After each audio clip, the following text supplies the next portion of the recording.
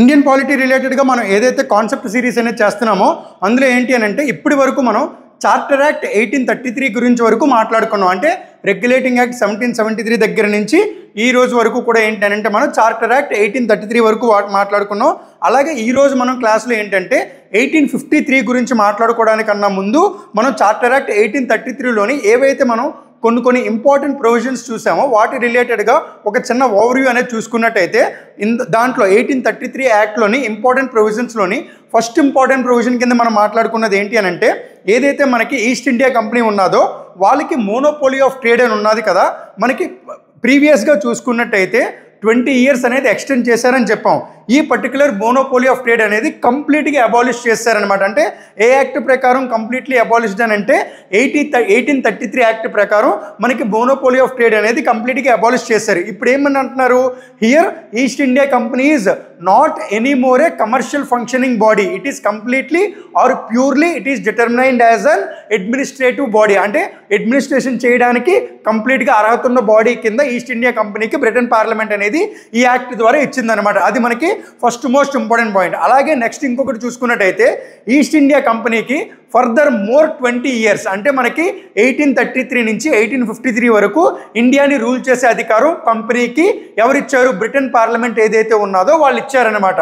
For more 20 years extend చేశారు దాన్ని. అలాగే నెక్స్ట్ ఇంకొక ఇంపార్టెంట్ ప్రొవిజన్ ఏంటి అని అంటే మనకి ఏవైతే బెంగాల్, బాంబే అండ్ మద్రాస్ ప్రొవిన్సెస్ అని అంటామో అందులో ఏదైతే మనకి బాంబే ప్రొవిన్స్ ఉన్నదో అలాగే మద్రాస్ ప్రొవిన్స్ ఉన్నదో వాళ్ళకి లెజిస్లేటివ్ వర్క్ అనేది తీస్తారన్నమాట. అంటే వాళ్ళు రెగ్యులేషన్స్ కానీ లాస్ కానీ అలాంటి అవి మేక్ చేసే బాడీ కింద ఇక మీదటి నుంచి ఉండబోదు. ఓకే, వాళ్ళందరినీ కూడా ఎవరు మానిటర్ చేస్తారు అని అంటే గవర్నర్ జనరల్ ఆఫ్ ఇండియా. అంటే ఇక్కడ మనకి వీళ్ళకున్న ఏవైతే లెజిస్లేటివ్ పవర్స్ తీసేశారో అవి ఎవరికి ఇచ్చారు, it has given to governor general of India.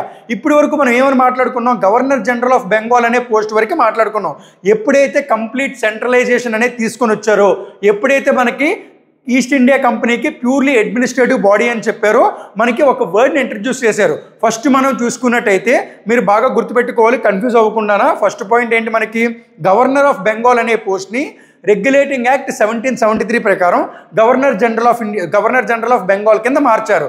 అలాగే మీరు చూసుకున్నట్టయితే రెగ్యులేటింగ్ యాక్ట్ 1773 ప్రకారం ఏదైతే గవర్నర్ జనరల్ ఆఫ్ బెంగాల్ అనే పోస్ట్ ఉందో 1833 యాక్ట్ అంటే మనకి చార్టర్ యాక్ట్ 1833 ప్రకారం గవర్నర్ జనరల్ ఆఫ్ బెంగాల్ అనే పోస్ట్ని గవర్నర్ జనరల్ ఆఫ్ ఇండియా కింద మార్చారు. ఇది చాలా చాలా ఇంపార్టెంట్ అనమాట.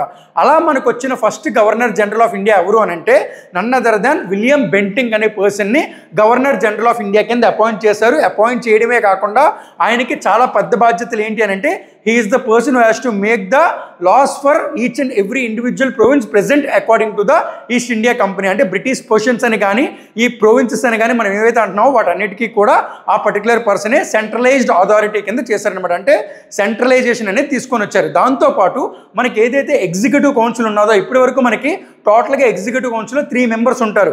ఈ ఎగ్జిక్యూటివ్ కౌన్సిల్ అనే బాడీని ఏమని అన్నారు అని అంటే ఇండియన్ కౌన్సిల్ అని అన్నారు. ఓకే, కౌన్సిల్ అని అనడమే కాకుండా ఇప్పటి వరకు 3 ఉన్నారు కదా, దాంట్లో ఇంకొక 4th memberని యాడ్ చేశారనమాట.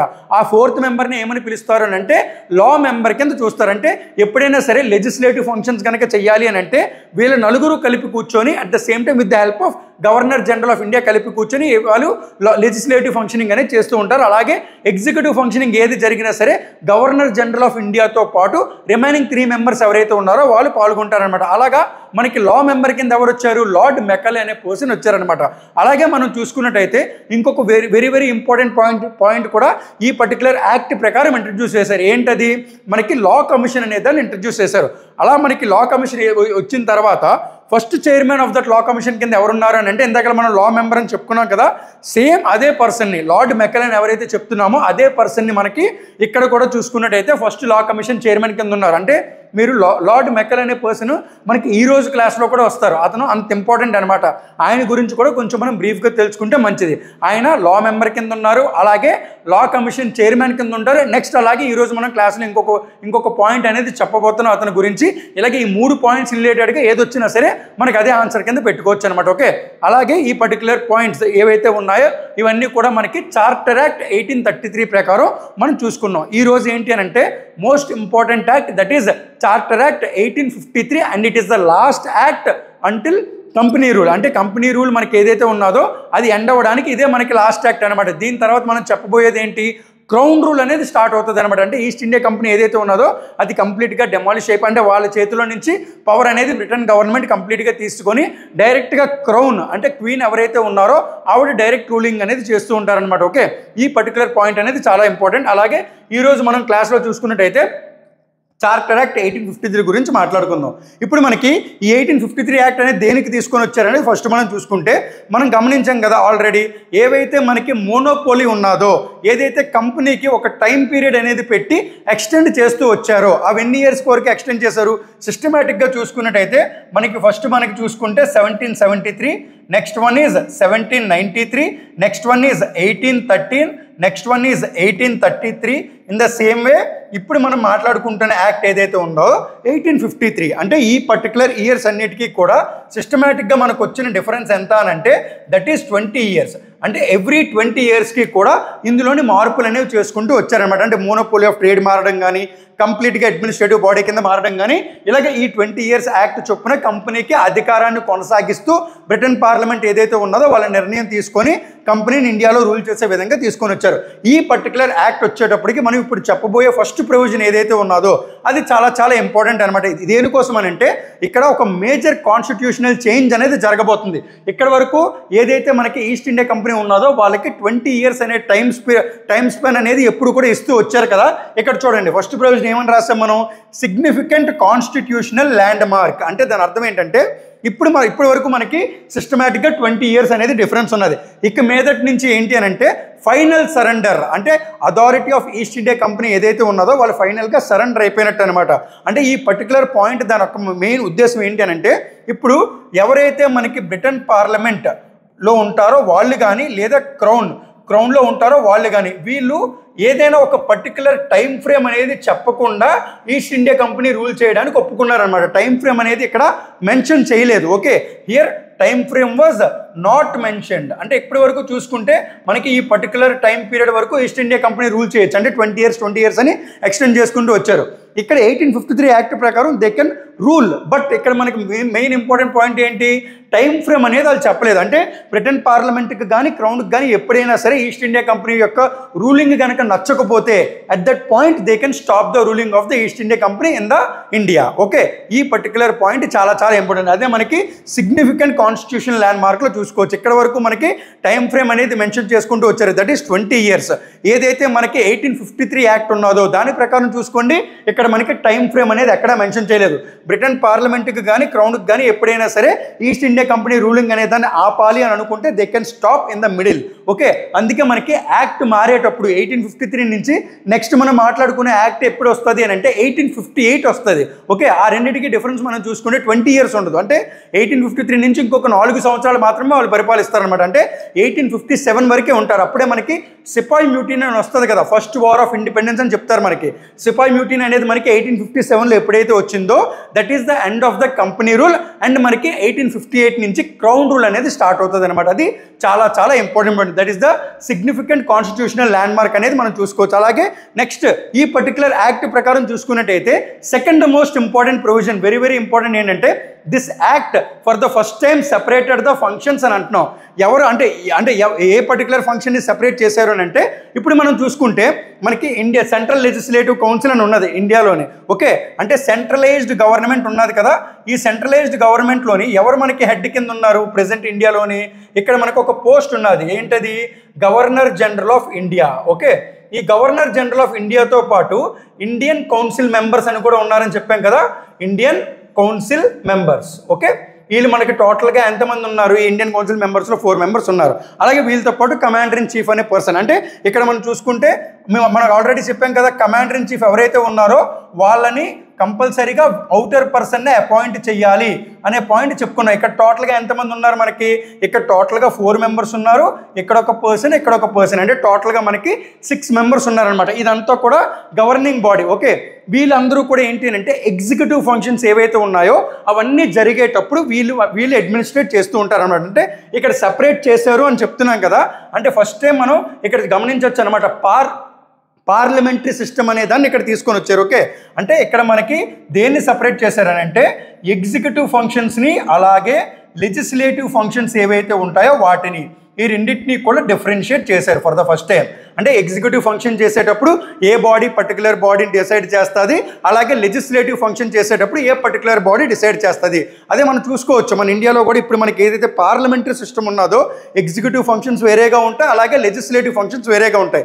ఇన్ ద సేమ్ వే ఇక్కడ కూడా ఏంటి అని అంటే for the first time legislative బాడీని అలాగే ఎగ్జిక్యూటివ్ బాడీని కూడా డిఫరెన్షియేట్ చేశారనమాట ఈ యాక్ట్ ప్రకారమే. అందుకే ఈ యాక్ట్లోని ఈ పర్టికులర్ పాయింట్ చాలా చాలా ఇంపార్టెంట్. అంటే మనకి ఎగ్జామ్లో అడగచ్చు ఏ పర్టికులర్ యాక్ట్ ప్రకారం మనకి first time legislative functions executive functions కూడా సెపరేట్ చేశారు అని అడుగుతారు. ఓకే, అలాగ అడిగేటప్పుడు మనం ఆన్సర్ ఏమని పెట్టాలి? Answer is charter act 1853. Okay, అలాగే మనం నెక్స్ట్ ఇంపార్టెంట్ ప్రొవిజన్ చూసుకున్నట్టయితే act provided for addition of new members. Okay, new మెంబర్స్ని అపాయింట్ చేసుకోవచ్చు అనే పాయింట్ తీసుకొని వచ్చారు కదా. ఇక్కడ న్యూ మెంబర్స్ అని అన్నారు కదా, ఇక్కడ టోటల్గా ఎంతమందిని న్యూ మెంబర్స్ని తీసుకొని వచ్చారు అని అంటే దట్ ఈజ్ టోటల్గా 6 మెంబర్స్ని తీసుకొని వచ్చారు. ఈ 6 మెంబర్స్ని కూడా ఏమని అన్నారు అని అంటే those are considered as legislative councillors. Legislative councillors అని ఈ పర్టికులర్ 6 మెంబర్స్కి కూడా పేరు పెట్టి ఇందాక మనం ఎగ్జిక్యూటివ్ ఫంక్షన్ చూసేటప్పుడు 6 మెంబర్స్ గురించి రాసాం. అలాగే ఇక్కడ ఇంకొక 6 మెంబర్స్ని తీసుకొని వచ్చారు. వాళ్ళని ఏమని అంటున్నారు? లెజిస్లేటివ్ కౌన్సిలర్స్ అనే పర్టికులర్ వర్డ్ని యూజ్ చేస్తున్నారు. అంటే ఈ 6 మెంబర్స్ ఆ 6 మెంబర్స్ ఈ టోటల్ 12 మెంబర్స్ ఎవరైతే ఉన్నారో ఈ టోటల్ 12 మెంబర్స్ అంటే ఇప్పుడు మనం ఇందాక ఏదైతే మనం 6 మెంబర్స్ బాడీ రాసామో వాళ్ళు, అలాగే ఇప్పుడు కొత్తగా అపాయింట్ అయ్యారు కదా వీళ్ళిద్దరూ కలిపి ఎవరైతే ఉన్నారో ఈ 12 మెంబర్ బాడీ ఏదైతే ఉన్నారో they use to make the legislative functioning of the India. Okay, company తరపున లెజిస్లేటివ్ ఫంక్షనింగ్ అనేది ఈ 12 మెంబర్స్ చేస్తారు. ఓకే, ఈ పర్టికులర్ పాయింట్ అందుకనే చాలా చాలా ఇంపార్టెంట్. వీళ్ళని ఏమని అంటున్నారు? Those are considered as legislative councillors. అంటే ఎగ్జిక్యూటివ్ బాడీ ఉంటుంది, అలాగే లెజిస్లేటివ్ బాడీ కూడా కలిపి ఈ 12 మెంబర్స్ కలిపి తీసుకునే డెసిషన్ మనం లెజిస్లేటివ్ ఫంక్షనింగ్ ఆఫ్ ఇండియా అని అంటాం. ఓకే, ఈ పాయింట్ చాలా చాలా ఇంపార్టెంట్. అలాగే నెక్స్ట్ మనం చూసుకున్నట్టయితే ఇక్కడ చూడండి, this act introduced local representatives in the Indian legislative council. అంటే మీరు బాగా గమనించండి, మనకి ఎవరైతే ఇంటర్నల్గా చూసుకుంటే ప్రొవిన్సెస్ ఉన్నాయో ఈ ప్రొవిన్సెస్కి అంతగా పవర్స్ ఇప్పుడు ఏమీ లేవు. ఎందుకంటే లెజిస్లేటివ్ ఫంక్షనింగ్ కూడా ప్రొవిన్స్ రిలేటెడ్గా చూసుకుంటే ఏమవుతుంది, వాళ్ళు చేయడానికి లేదు. ఎవరు చేయాలి? గవర్నర్ జనరల్ ఆఫ్ ఇండియా కింద ఎవరైతే ఉన్నారో వాళ్ళే డెసిషన్ అనేది తీసుకొని వాళ్ళు కూడా లాస్ అనేవి మేక్ చేయాలి. ఓకే, అప్పుడు మనకి ఎవరైతే ప్రొవిన్సెస్లో ఉన్నారో వాళ్ళకి పవర్స్ లేనట్టే. అంటే వాళ్ళకి ఆ ఏరియాలో ఉన్న ప్రాబ్లమ్స్ కానీ లేదా అక్కడ ఏమైనా ఇష్యూస్ ఉంటే అవి కానీ ఎవరైతే గవర్నర్ జనరల్ ఆఫ్ ఇండియా పోస్ట్లో ఉన్నారో వాళ్ళకి అర్థమవుతుందా? వాళ్ళకి అర్థం కాదు కదా. సో అందుకనే ఈ యాక్ట్ ప్రకారం ఏం చేశారు అని అంటే ఇక్కడ చూడండి, లోకల్ రిప్రజెంటేషన్, ఈ లోకల్ రిప్రజెంటేషన్ని ఎక్కడ ఇంట్రడ్యూస్ చేశారు? Indian legislative council. అంటే ఇక్కడ మనం బాడీ చెప్తున్నాం కదా, ఈ 6 మెంబర్ బాడీలోని 6 మెంబర్స్ ఉన్నారు కదా, ఇందులోని టోటల్గా 4 మెంబర్స్ని టోటల్గా ఎంతమందిని? ఈ 4 మెంబర్స్ ఎవరైతే ఉన్నారో ఈ అవుట్ ఆఫ్ ది 6 మెంబర్స్ ఈ 4 మెంబర్స్ ఎవరైతే ఉన్నారో వీళ్ళని కొత్తగా అపాయింట్ చేశారనమాట లోకల్ రిప్రజెంటేషన్లో. ఎవరిని రిప్రజెంట్ చేయాలి వీళ్ళు ఏంటి అని అంటే they have to represent the provinces. Okay, ఏ ప్రొవిన్సెస్ని రిప్రజెంట్ చేస్తారని అంటే ఈ 4 మెంబర్స్ని మనకు ఆల్రెడీ తెలుసు, బెంగాల్ ఒక ప్రొవిన్స్ ఉంది, నెక్స్ట్ అలాగే బాంబే ప్రొవిన్స్ ఒకటి ఉన్నది. ఇన్ ద సేమ్ వే మనకి ఇంకొక ప్రొవిన్స్ ఏంటి? మద్రాస్ ప్రొవిన్స్ ఉన్నది. ఇప్పుడు మనకి కొత్తగా ఇంకొక ప్రొవిన్స్ వస్తుంది, దట్ ఈజ్ ఆగ్రా ప్రొవిన్స్. దీన్నే మనం నార్త్ వెస్ట్ ఫ్రాంటియర్ ప్రొవిన్స్ అని కూడా అంటాం అనమాట. ఈ ప్రొవిన్సెస్ ఏవైతే ఉన్నాయో వీటిని రిప్రజెంట్ చేస్తూ ఒక 4 మెంబర్స్ లోకల్ రిప్రజెంటేటివ్స్ కింద ఈ 6 మెంబర్స్లోని 4 మెంబర్స్ కింద వీళ్ళు వెళ్తారనమాట. ఓకే, ఇది కన్ఫ్యూజ్ అవ్వకూడదు. ఓకే, ఈ పర్టికులర్ పాయింట్తో పాటు మిగిలిన 2 ఉంటారు కదా, వాళ్ళిద్దరూ కూడా ఎవరంటే సుప్రీంకోర్టులో చీఫ్ జస్టిస్ కింద ఎవరైతే ఉన్నారో అతను, అలాగే ఇంకొక judge of the supreme court, అలాగే ఈ టోటల్ 6 మెంబర్ బాడీని అపాయింట్ చేశారనమాట. ఇవి మోస్ట్ ఇంపార్టెంట్ పాయింట్స్. అలాగే వీటితో పాటు the utmost important point according to this charter act 1853, ఇది మనం లాస్ట్ పాయింట్. అంటే చార్టర్ యాక్ట్ 1833లో కూడా దీన్ని జస్ట్ ఇంట్రడ్యూస్ చేసి అదేంటి అని అంటే because of the court of directors దాన్ని ఎక్కడా కూడా కార్యరూపం తీసుకొని రాలేకపోయారు. ఓకే, ఈ పర్టికులర్ యాక్ట్లో ఏమైంది అని అంటే this act introduced open competition system.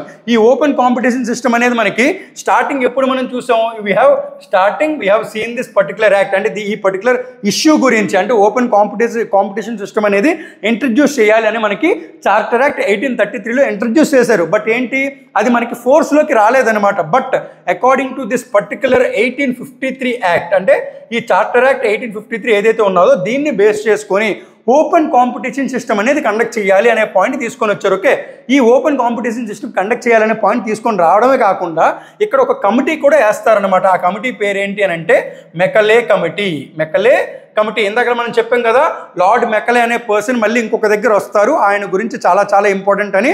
ఆయనే ఈయన. ఓకే, ఈ మెకలే కమిటీ అనేది 1854లో ఇంట్రడ్యూస్ చేశారనమాట. ఓకే, ఈ కమిటీ ఇచ్చిన రికమెండేషన్స్ ఆధారంగా ఓపెన్ కాంపిటీషన్ ఎగ్జామినేషన్ ఏదైతే ఉన్నదో ఎవరికి కండక్ట్ చేయాలి అని అంటే ఇండియన్ సివిల్ సర్వీస్. ఎవరికి కండక్ట్ చేయాలి? Indian civil service. ఓకే, ఈ ఇండియన్ సివిల్ సర్వీస్ ఎగ్జామినేషన్ అనేది కండక్ట్ చేసి ఓపెన్ కాంపిటీషన్లో కండక్ట్ చేయాలన్నమాట. ఓకే, కండక్ట్ చేసిన పాయింట్ ఏదైతే ఉన్నదో అందులోని ఎవరు పార్టిసిపేట్ చేయొచ్చు? ఎవరైనా కూడా పార్టిసిపేట్ చేయొచ్చు. అంటే ఇండియన్స్ కూడా అందులో ఎగ్జామ్లో పార్టిసిపేట్ చేసి, ఇది ఏంటి అని అంటే after conducting of this exam ఎవరైతే మెరిట్లో పాస్ అవుతారో irrespective of the caste, religion, race, sex and place of birth, Indian అయినా అవ్వచ్చు, ఎవరైనా అవ్వచ్చు, బ్రిటిషర్స్ అయినా ఎవరైనా సరే, ఓపెన్ కాంపిటీషన్ సిస్టమ్ అనేది ఇంట్రడ్యూస్ చేసి వాళ్ళకి ఎగ్జామ్ కండక్ట్ చేసి on the basis of merit, ఎవరికైతే మెరిట్ ఉంటుందో ఓన్లీ వాళ్ళని మాత్రమే తీసుకోవాలనే పాయింట్ని ఈ యాక్ట్ ప్రకారం ఇంట్రడ్యూస్ చేశారనమాట. దీనికి వేసిన కమిటీయే మెకలే కమిటీ అనే దాన్ని వేస్తారనమాట 1854లో. మనం ఈ మెకలే అనే వర్డ్ వచ్చేటప్పుడు మనం గుర్తుపెట్టుకోవాల్సినవి, he is the law member, next అలాగే he is the chairman of first law commission, he is the chairman of first law commission and he is also the chairman of the Macaulay committee for the open competition examination which has to be conducted for Indian civil service. ఇది చాలా చాలా important అనమాట. Okay, ఈ civil services examination ఏదైతే ఉన్నదో దీనికోసం చాలా చాలా ఇంపార్టెంట్ పాయింట్ కింద మనం చూసుకోవచ్చు. ఓకే, ఇంట్రడక్షన్ అయితే మనకి 1833లో జరిగిన, it was not made an act. ఈ పర్టికులర్ పాయింట్ దగ్గర నుంచి యాక్ట్ కింద అయ్యింది. ఎగ్జామినేషన్స్ కూడా కండక్ట్ చేయడం మొదలుపెట్టారు, ఇండియన్స్ కూడా అందులో పార్టిసిపేట్ చేయడం మొదలుపెట్టారు. అలా వచ్చిన ఫస్ట్ ఇండియన్ ఎవరు? సత్యేంద్రనాథ్ ఠాగూర్ అనే person, first civil servant from India. Okay, Satyendranath Tagore, ఇతన్ని మర్చిపోకండి. Okay, next last point for this act, that is separate governor appointed. ఇక్కడ సపరేట్ గవర్నర్ అనే పాయింట్ ఎందుకు తీసుకొని వచ్చామంటే, ఇప్పుడు మీరు బాగా గమనించండి, మనకి ఇక్కడ గవర్నర్ జనరల్ అనే బాడీ ఉన్నది కదా, ఇప్పుడు మనం దీన్ని ఏమని పిలుస్తున్నాం? గవర్నర్ జనరల్ ఆఫ్ ఇండియా అని అంటున్నాం. ఓకే, ఈ particular governor general of India అనే పర్సన్ ఎక్కడ ఉంటారు? మనకి ఈయన ఆఫీస్ ఎక్కడ? His office is present at Bengal. Office at Bengal అంటే కలకత్తాలో ఉంటుంది అనమాట ఆఫీసు. ఈ పర్టికులర్ పర్సన్ ఎవరైతే ఉన్నారో ఈయన మొత్తం ఏం చేయాలి? మిగిలిన ప్రొవిన్సెస్తో పాటు బెంగాల్కి కూడా ఇతనే కదా మరి హెడ్ కింద ఉంటారు. అలా ఉండేటప్పుడు డెఫినెట్గా ఆయన ప్రొవిన్స్ ఏదైతే ఉన్నదో బెంగాల్ ప్రొవిన్స్, దానికి ఒక ఎడ్జ్ అంటే ఒక సపరేట్ ఎడ్జ్ అనేది ఇచ్చి దాన్ని ఎక్కువగా డెవలప్ చేసి మిగిలిన ప్రొవిన్సెస్ మీద ఆయనంత ఫోకస్ చేయడం అనేది లేదనమాట. అక్కడ లాస్ మేకింగ్ కానీ ఏదైనా డెవలప్మెంట్ కానీ చేయడం లేదు. సో అందుకనే ఏం చేశారు అని అంటే బ్రిటన్ పార్లమెంట్ తెలివిగా ఇక్కడ ఏం చేశారు అని అంటే ఈ పర్టికులర్ బాడీ ఏదైతే ఉన్నదో ఇక్కడ ఇతనికి ఎలాంటి పక్షపాతం ఉండకూడదు, ఈయన అన్ని ప్రొవిన్సెస్ని ఒకేలాగా చూడాలి అనే పాయింట్ని ఇంట్రడ్యూస్ చేసి ఇక్కడ ఏంటి అని అంటే గవర్నర్ అనే బాడీని ఇంకొక గవర్నర్ అంటే గవర్నర్ ఆఫ్ బెంగాల్ అనే బాడీని ఇంట్రడ్యూస్ చేసి ఇక్కడ మనకి బెంగాల్లోని సపరేట్గా మనకి ఇంకొక గవర్నర్ని అపాయింట్ చేశారనమాట. లైక్ వైజ్ ఎప్పుడైతే ఎలా అయితే మనకి బాంబేలోని మద్రాసులోని సపరేట్గా గవర్నర్స్ ఉంటారో సేమ్ అదేవిధంగా ఈ యాక్ట్ ప్రకారం మళ్ళీ సపరేట్గా ఇంకొక గవర్నర్ ఆఫ్ బెంగాల్ అనే పోస్ట్ని క్రియేట్ చేసి అపాయింట్ చేశారు. ఈ governor general of India body ఎవరైతే ఉన్నారో ఈయన అన్ని ప్రొవిన్సెస్కి కూడా ఈక్వల్గా ఆయన ట్రీట్ చేసే విధంగా ఈ పాయింట్ని తీసుకొని వచ్చారనమాట. అది ఈ పర్టికులర్ యాక్ట్లో మనం మాట్లాడుకున్నట్టయితే ఈ 1853 యాక్ట్ అనేది మనకి అంత చాలా చాలా ఇంపార్టెంట్ అనమాట. ఓకే, దీని తర్వాత నెక్స్ట్ ఏంటి అని అంటే మనకి first war of independence, that is sepoy mutiny, that is the end of the company rule and starting of the crown rule. So we are approaching అంటే ఇప్పుడు మనం ఏదైతే ఒక సిరీస్ చేస్తున్నామో ఈచ్ అండ్ ఎవ్రీ పాయింట్ని మనం వదలకుండా మ్యాక్సిమం మనకి అన్ని ఎగ్జామ్స్కి ఉపయోగపడేలాగా whether you're writing for the civil services examination or any kind of examination, ఏ ఎగ్జామ్ రాసినా సరే ఈ వీడియోస్ కనుక మీరు step by step each and every video కనుక మీరు చూసుకున్నట్టయితే ఎలాంటి మిస్టేక్ లేకుండా జాగ్రత్తగా మీరు బాగా కనుక ప్రిపేర్ అవుతున్నట్టయితే ఇండియన్ పాలిటీ రిలేటెడ్గా మీకు మ్యాక్సిమం ఎలాంటి క్వశ్చన్ వచ్చినా సరే రాయగలిగే విధంగా నెక్స్ట్ వచ్చే వీడియోస్ కూడా డిజైన్ చేస్తూ ఉంటాం. మ్యాక్సిమం ఏంటి అని అంటే వీడియోస్ అనేవి చాలా స్పీడ్గా పెట్టడానికి ప్రయత్నిస్తూ ఉంటాం అనమాట. అలాగే ఇక్కడ మనకి ఈ యాక్ట్స్ ఏవైతే ఉన్నాయో దీంట్లో మనకి ఒక చిన్న ఓవర్వ్యూ మీకు చెప్తాను. మనకి ఎగ్జామ్లో ఎక్కువగా అడిగే క్వశ్చన్స్లోని అంటే కన్ఫ్యూజన్ లేకుండా చూసుకోండి. మనకి కొన్ని పోస్టులు ఉన్నాయి కదా, governor of Bengal, governor general of Bengal, governor general of India. First governor of Bengal అంటే రాబర్ట్ క్లైవ్. ఓకే, అలా మారిన తర్వాత గవర్నర్ జనరల్ ఆఫ్ బెంగాల్ అనే పోస్ట్ వస్తుంది. అలా వచ్చిన first governor general of Bengal ఎవరు? Warren Hastings. ఓకే, నెక్స్ట్ ఈ governor general of Bengal post ఏదైతే ఉన్నదో దాన్నే మనకి మళ్ళీ మాడిఫై చేసి 1833 యాక్ట్ ప్రకారం ఏమని చెప్తున్నారు? గవర్నర్ జనరల్ ఆఫ్ ఇండియా అని అంటున్నారు. అలా వచ్చిన first governor general of India ఎవరు అని అంటే none other than William Bentinck. ఇక్కడ వరకు ఓకే. ఇప్పుడు ఏంటి అని అంటే ఎప్పుడైతే మనకి నెక్స్ట్ యాక్ట్ వస్తుందో అప్పుడేంటి ఆ యాక్ట్ వచ్చేటప్పటికి ఇంకొక పేరు మారుతుంది. గవర్నర్ జనరల్నే వైస్రాయ్ అని పిలవడం మొదలు పెడతారు. అప్పుడు మనకి last governor general of India ఎవరు అని అడుగుతారనమాట. ఎవరు మనకి? That is lord canning. Okay, ఈ కన్ఫ్యూజన్ లేకుండా ఈ పాయింట్స్ అనేవి మనం గుర్తుపెట్టుకునేలాగుంటే ఎగ్జామ్లో మనకి హెల్ప్ అయ్యే విధంగా ఉంటుంది అనమాట. ఓకేనా? ఇలాగ ఈ యాక్ట్స్ అన్నీ కూడా ఒకసారి కంపెనీ రూల్ అనేది మనకి కంప్లీట్ అయిపోయింది. ఇప్పటి వరకు చెప్పిన యాక్ట్స్ అన్నీ కూడా మనకి కంపెనీ రూల్ రిలేటెడ్గా ఉంటాయి. దట్ ఈజ్ 1773 to 1853 యాక్ట్ వరకు కూడా మనకి కంపెనీ రూల్లో ఉంటాయి. నెక్స్ట్ ఏంటి అని అంటే దట్ ఈస్ క్రౌన్ రూల్. ఎప్పటి నుంచి స్టార్ట్ అవుతుంది క్రౌన్ రూల్? మనకి 1858 నుంచి 1947 వరకు ఉంటాయన్నమాట. ఈ యాక్ట్స్ అన్నీ కూడా మనం వరుసపెట్టి చూసుకుంటే government of India act 1858, next అలాగే ఇండియన్ కౌన్సిల్స్ యాక్ట్లో మొత్తం 3 ఉంటాయి. ఏంటంటే అవి 1861, 1892, 1909. Next act is government of India act 1919. Next act is most important act, that is government of India act 1935. And last and final act India independence act 1947. అంటే ఇండియాకి independence వచ్చిన act వరకు కూడా మనం చెప్పుకుంటే ఈ యాక్ట్స్ అంటే హిస్టారికల్ బ్యాక్గ్రౌండ్ అనేది పూర్తవుతుంది. దాని తర్వాత వీడియోస్ అన్నీ కూడా మనం ఒరిజినల్ కాన్సెప్ట్ రిలేటెడ్గా, పాలిటీ రిలేటెడ్గా, ఒరిజినల్ కాన్సెప్ట్స్ రిలేటెడ్గా మనం వెళ్ళిపోతాం అన్నమాట. అవి వెళ్ళాలి అని అంటే ముందు మనకి ఈ పర్టికులర్ పాయింట్స్ అన్నీ కూడా తెలుసుకోవడం చాలా మంచిది. అండ్ ఎగ్జామ్కి ఎవరైతే ప్రిపేర్ అవుతున్నారో ఆల్రెడీ మనకి ఎస్ఎస్సి సీజీఎల్ అనేది పోస్ట్ పోన్ అయ్యింది. ఈ పర్టికులర్ టైం పీరియడ్ ఏదైతే ఉన్నదో అందరూ కూడా బాగా వినియోగించుకోండి. సెప్టెంబర్ 1st వీక్ నుంచి ఎగ్జామ్ స్టార్ట్ అవుతాయి అని చెప్పి మనకి బోర్డు ఇచ్చారు కదా. సో ఎగ్జామ్కి అందరూ కూడా బాగా ప్రిపేర్ అవ్వాలని కోరుకున్నాను. And thank you.